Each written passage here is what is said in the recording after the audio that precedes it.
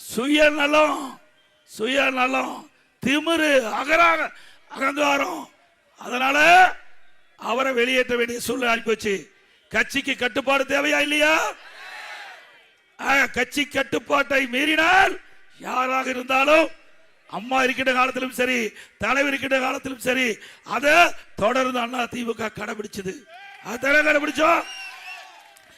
இந்த கோபிச்செட்டிப்பட்டி நகரத்தில் ஒருத்தர் கூட எனக்கு அடையாளம் தெரியாது. அப்படி வச்சிருந்தார். ஒரு ஆளை நீ பார்க்க விட மாட்டார். இங்க நகர செயலாளர் பெரியதர்ஷினி இருப்பார். நான் அப்பதான் பார்த்தேன். என்னை வந்து பார்க்கும்போது இவர் தான் நகர செயலாளர்.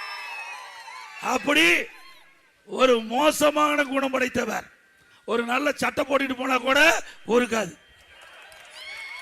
கஷ்டப்பட்டு நீங்க உழைச்சு நீங்க சம்பாரிச்சு அதுல வாங்கின சட்டை போட்டுட்டு போனா கூட பொறுக்காத ஆளு நாட்டுக்கு தேவையா?